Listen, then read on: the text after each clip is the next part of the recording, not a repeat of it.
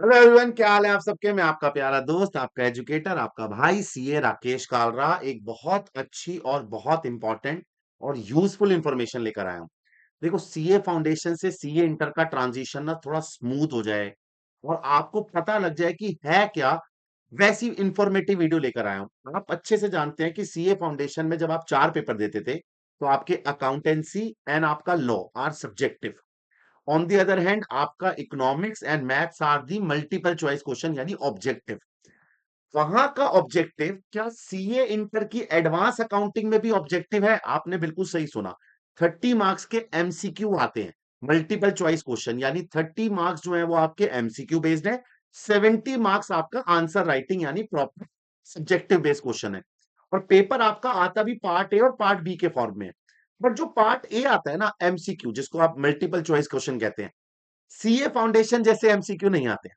आपने जो CA foundation में एमसीक्यू पढ़ा, आपने क्वेश्चन पढ़ा, उसके नीचे 4 ऑप्शन है, आपको एक पे टिक करना है और आप जैसे ही उस पे टिक करेंगे, आपका सही आंसर हुआ तो आपको नंबर मिलेंगे, गलत हुआ तो नेगेटिव मार्किंग होगा।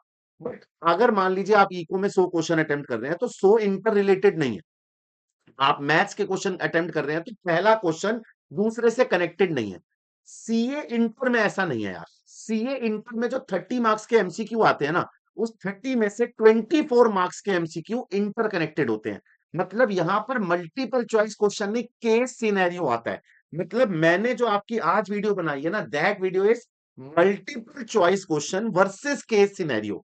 मतलब जो सीए फाउंडेशन में आप पढ़कर आए हो, सीए फाउंडेशन में आपको पढ़ाए गए मल्टीपल चॉइस क्वेश्चन यानी एमसीक्यू बेस्ड। मतलब आपको क्वेश्चन पढ़ाया, नीचे 4 आंसर है, उसमें से सही आंसर पे टिक करो, नंबर ले लो। केस सिनेरियो कुछ हद तक आपका ये समझ लीजिए अनसिन पैसेज है। जैसे आप 11 उसमें करते थे ना इंग्लिश के अंदर, एक ऊपर अनसिन पैसेज होता था और उसके रिलेटेड नीचे 4 क्वेश्चन है जो ऊपर वाले अनसिन पैसेज से रिलेटेड है, और आपको वो अनसिन पैसेज पढ़ के वो जवाब देना है। वो है केस सिनेरियो। मतलब यहां पर 8 नंबर के एमसीक्यू आते हैं, 2 मार्क्स ईच, 4 एमसीक्यूज। और वो चारों के चारों एमसीक्यू ऊपर वाले केस सिनेरियो यानी ऊपर दिए गए अनसिन पैसेज से कनेक्टेड होते हैं। हालांकि इसको अनसिन पैसेज नहीं बोलते, तुम्हारी भाषा के लिए बता रहा हूं, समझाने के लिए। रही बात, तो ऐसे 8-8 मार्क्स के 3 आते हैं। सोचो तो 30 में से 24 नंबर जो है वो आपके एमसीक्यू कवर हो रहे हैं केस सिनेरियो में से। मतलब आपके ये चारों क्वेश्चन इंटर रिलेटेड है। सर समझ में आ रहा है, लेकिन थोड़ा और डिटेल में समझाओ तो। जैसे सीए फाउंडेशन में बाबू एमसीक्यू आते थे, ये मैंने आपको समझाने के लिए ना जानबूझ के क्वेश्चन उठाए हैं, और ये चैप्टर उठाया है जो दोनों में कॉमन है। सीए फाउंडेशन में आपने एक चैप्टर पढ़ा, इन्वेंट्री वैल्यूएशन पढ़ा था ना, इन्वेंट्री वैल्यूएशन फीफो लीफो वाला। ऐसे एमसीक्यू आते थे, जैसे आपको इन्वेंट्री का एमसीक्यू आ गया, वैसे तो फाउंडेशन में एमसीक्यू है नहीं, बट अगर फाउंडेशन में अकाउंट्स ऑब्जेक्टिव होता तो ऐसे एमसीक्यू आते। If closing stock is over stated, अगर आपका क्लोजिंग स्टॉक ज्यादा नजर आ रहा है तो इसका मतलब आपका प्रॉफिट इंक्रीज हो गया, करंट एसेट डिक्रीज होगी। Both profit decrease and current asset decrease, both profit and current asset increase, both profit and current asset decrease. अब इसका आंसर क्या है? अगर क्लोजिंग स्टॉक ज्यादा होगा तो आपका क्लोजिंग स्टॉक कहां नजर आता है? ट्रेडिंग के बाय वाली साइड में, प्रॉफिट बढ़ेगा, and closing stock is the part of current asset. Both profit and current asset increase. इस तरीके के क्वेश्चन आते हैं। या व्हेन प्राइस आर राइजिंग यानी इन्फ्लेशन चल रहा है, ऐसा जून के एग्जाम में ट्रू फॉल्स भी आया था। When price are rising which of the following method of stock valuation save income tax, यानी किस में प्रॉफिट कम आएगा? अगर प्राइस ज्यादा जा रहा है तो फीफो मेथड के अंदर आप क्या करोगे? स्टार्टिंग वाली यूनिट खा लोगे और अंत वाली यूनिट बचेगी, और अंत वाली यूनिट बचेगी तो क्लोजिंग स्टॉक ज्यादा आएगा, और क्लोजिंग स्टॉक ज्यादा आएगा तो प्रॉफिट ज्यादा आएगा। तो FIFO method is not good, LIFO method is good. ठीक है ना, क्योंकि लास्ट वाली खाते जाओगे क्लोजिंग स्टॉक कम नजर आएगा। समझे ना? ऐसे क्वेश्चन आते थे एमसीक्यू। देखो पहले वाले का दूसरे से क्या लेना देना, कोई लेना देना नहीं है। ये है multiple choice question. Case scenario होता है ये आपके सामने। मतलब सीए इंटर में कुछ ऐसा सा क्वेश्चन आएगा 8 नंबर का, 2 मार्क्स ईच। नीचे देखो ऊपर पहले आपको एक अनसिन पैसेज दिया है, ये इंग्लिश तो है नहीं, अनसिन पैसेज ऐसा तो आएगा नहीं। यहाँ क्या आएगा पता है? यहाँ पर आएगा एक प्रॉपर क्वेश्चन। ऊपर देखो प्रॉपर क्वेश्चन है इन्वेंट्री वैल्यूएशन का। ये सीए इंटर का क्वेश्चन है। हमको आता है, मुझे आता है सर, आते ही पढ़ाने लग गए इन्फॉर्मेटिव वीडियो में। पढ़ा नहीं रहा हूं, तो कंपैरिजन दिखा रहा हूं ताकि तुझे पता लगे। देखो, जंग जीतने से पहले जंग में उतरते समय सामने वाले विरोधी की एक एक चाल पता होनी चाहिए। बस मैं तुझे चालें दिखा रहा हूँ कि सी इंटर में क्या अलग है। वो केस सिनेरियो दिखाते हैं। देख, HP is a leading distribution of petrol, भाई पेट्रोल बेचता है। Detail inventory of petrol in hand has taken from the books are close at the end of each month. हर महीने किताबें बंद होती हैं, इन्वेंट्री का रिकॉर्ड रखते हैं। Eight the end of the month following information available, क्या जी, सेल दे रखी है, जनरल ओवरहेड कॉस्ट है, जनरल एक्सपेंस है, inventory in the beginning, opening में 1 लाख लीटर पड़े हैं 15 रुपए वाले, दोबारा खरीदे 2 लाख लीटर 14 रुपए 25 के पैसे के, 1 लाख लीटर खरीदे 15 रुपए 75 पैसे के, और अंत में 1,30,000 लीटर बच गए क्लोजिंग में। से कह रहा है क्लोजिंग इन्वेंट्री निकालो फीफो के हिसाब से। अब आपको ऊपर दी गई इंफॉर्मेशन को ढंग से पढ़ना है और इसका आंसर देना है। अब दिमाग लगाओ, फीफो मेथड है तो जो पहले आया वो पहले यूज हो गया, तो बचा कौन सा होगा, लास्ट वाला।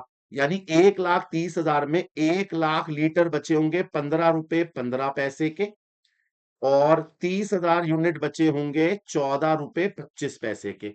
अब अगर मैं इसका सॉल्यूशन निकालूं तो 1 लाख यूनिट बची होगी 15.15, और 30,000 यूनिट इज 14.25।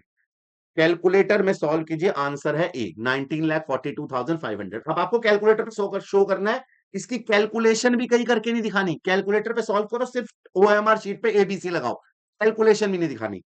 परचेज कितनी करी है, परचेज दो करे हैं, 2 लाख लीटर खरीदे हैं जून की 1 तारीख को 14.25, 1 लाख लीटर खरीदे हैं जून 30 को 15.15। 2 लाख लीटर 14.25 और 1 लाख लीटर 15.15, यानी 43,65,000। Answer is C. What is COGS, COGS क्या है, अब जलीलो भूल गए क्या, सीओजीएस का formula opening stock plus purchase plus direct expense minus closing stock. मेरे पास ओपनिंग स्टॉक में 1 लाख लीटर इंटू 15, 15 लाख का ओपनिंग स्टॉक। परचेज मैंने अब ये भी निकाला 43,65,000। डायरेक्ट एक्सपेंस जीरो, क्योंकि मेरे पास जनरल एक्सपेंस है, डायरेक्ट एक्सपेंस नहीं है। और मेरा क्लोजिंग स्टॉक आया था 1942,500। लीजिए आपका सीओजीएस आ गया, 15,43,65,000 minus 1942,500, 39,22,500 is my COGS. What is the profit, profit is sale minus COGS minus indirect expense. Net profit पूछ रहा है ना, सारे खर्चे हटा के। मेरी सेल कितने की है, 47,25,000। सीओजीएस है मेरा 39,22,500। सेल में से सीओजीएस हटाते हैं, ग्रॉस प्रॉफिट आता है। जब खाली प्रॉफिट बोले तो नेट की बात कर रहे हैं। इनडायरेक्ट एक्सपेंस कौन से हैं जी मेरे, 1,25,000। लो जी, आप देखिए 47,25,000 माइनस 1,25,000, ये माइनस करके मेरा आंसर आ रहा है 677,500 इज डी। अब ये तुम्हें 8 मार्क्स मिल गए। देखा, केस सिनेरियो समझ में आया। मतलब एक आपको ऊपर क्वेश्चन ने क्या दे दी बताना, ऊपर एक क्वेश्चन ने पूरा क्वेश्चन दे दिया आपके साथ और बोला नीचे 4 ऑप्शन 4 क्वेश्चन है, इनको सॉल्व करो, और हर क्वेश्चन 2 मार्क्स का है और नेगेटिव मार्किंग नहीं है। तो आपके पास टोटल कितने क्वेश्चन है, 4 इंटू 2 करो 8। देखो जरा इंटर रिलेटेड थे, अगर आप कंपेयर करके देखो, भैया सीओजीएस का क्वेश्चन परचेज और क्लोजिंग स्टॉक से रिलेटेड था। अगर तूने परचेज ही नहीं निकाल पाया या क्लोजिंग स्टॉक नहीं निकाल पाया तो तेरा सीओजीएस नहीं आएगा। और प्रॉफिट वाला तो फिर तीनों से कनेक्टेड था। तो यहां पर इंटर रिलेटेड होते हैं। जो सीए फाउंडेशन में पढ़े वो सिर्फ एमसीक्यू थे, जिनका किसी से कोई कलेक्शन नहीं है, ऊपर वाले से नीचे वाले का कोई लेना देना नहीं है। यहां पर इंटर रिलेटेड है, देख रहे हो क्वेश्चन। तो अगर एडवांस अकाउंटिंग में जा रहे हो तो एडवांस अकाउंटिंग में आपको बोला जाता है ऑब्जेक्टिव 30 मार्क्स है, बट वो ऑब्जेक्टिव केस सिनेरियो है, इज नॉट ऑब्जेक्टिव, इस केस सिनेरियो बेस्ड क्वेश्चंस। तो आज मुझे आपको बस ये दिखाना था कि सीए फाउंडेशन के अंदर जो मल्टीपल चॉइस क्वेश्चन आते हैं और जो सीए इंटर के एडवांस अकाउंटिंग में क्वेश्चन आते हैं उसके अंदर क्या फर्क है, किस तरीके से केस सिनेरियो के क्वेश्चन आते हैं, और वो केस सिनेरियो आपको कैसे सॉल्व करना है। ये पूरी वीडियो मैंने उसी लिए बनाई, और मैंने जानबूझ के टॉपिक ऐसा उठाया ताकि आप इन्वेंट्री वैल्यूएशन जो फाउंडेशन में पढ़ चुके हो उसके एमसीक्यू को सीए इंटर के एमसीक्यू से रिलेट कर सके। आशा रखता हूं समझ में आया होगा, आपको आइडेंटिफिकेशन हो पाया होगा। इसलिए सीए इंटर को एडवांस इसलिए बोला जाता है, थोड़ा सा एडवांस लेवल अप कर दिया आपको, जो है वो एडवांस लेवल अप करा के एमसीक्यू बेस कराएगा। तो आपके लिए basically multiple choice question versus case scenario question. आशा रखता हूँ ये वीडियो आपके लिए हेल्पफुल रही होगी, ये वीडियो आपको समझ में आई होगी, आपको पता लगा होगा। और इसी वीडियो से रिलेटेड एक छोटी सी जानकारी, 6 फरवरी से हमारा बैच शुरू हो रहा है, नया बैच सीए इंटर का। ऐसी जानकारी के लिए, वार्म अप की तैयारी के लिए, देखो यही है वार्म अप की तैयारी। आप इन रिजल्ट तक का अगर वेट कर रहे हैं तो आप बहुत लेट हो रहे हो। आप ये सब चीजें नहीं सीख पाओगे एज कंपेयर टू उस बच्चे के जो रिजल्ट के बाद ज्वाइन करेगा। तो 6 फरवरी से वार्म अप बैच शुरू हो रहा है। कोड आरकेजी अप्लाई कीजिएगा। नीचे आपको कोड दिख रहा है मेरे नाम के साथ, code RKG. RKG code apply करिएगा, डिस्काउंट प्राप्त कीजिएगा और 6 फरवरी के वार्म अप बैच से ज्वाइन कीजिएगा। वार्म अप बैच हम शुरू कर रहे हैं 6 ऑफ फेब से। तो आपको ऐसी वीडियो के लिए आपको वार्म अप बैच ज्वाइन करना पड़ेगा। अगर आपको ये वीडियो हेल्पफुल लगी हो तो एक बार कमेंट में लव यू कालरा जी लिख दीजिएगा और अपने दोस्तों के साथ शेयर करिएगा जो बैठ के जलील इंतजार कर रहे हैं कि रिजल्ट आएगा और हम तब तैयारी शुरू करेंगे। अकाउंट्स होती क्या है उनको दिखाइएगा कि फाउंडेशन के अकाउंट्स और इंटर के अकाउंट्स में अंतर है। क्या अंतर है? पढ़ने के तरीके का अंतर है। अब देखो अकाउंट्स तो उतनी ही है, वो नए चैप्टर्स पढ़ा दिए जाएंगे, लेकिन यहाँ पर चैप्टर्स नए नहीं है, चैप्टर्स तो नए हैं, तरीका भी तो नया है। आपको तरीका भी सीखना पड़ेगा। तो ये वीडियो आपको इसलिए बनाई गई थी ताकि आपके दिमाग खोला जाए, आपको बताया जाए कि क्या डिफरेंस है। आशा रखता हूँ समझ में आया होगा। मैं मिलता हूँ आपको अगली कक्षा में। मैं आपका प्यारा दोस्त राकेश कालरा, सीए राकेश कालरा, लेता हूँ आपसे विदा। गुड नाइट, शुभ रात्रि, शब्बा खैर, अपना ख्याल रखें, घर वालों को परेशान करें। आपका हक बनता है यार, फायदा क्या, करो, परेशान करो।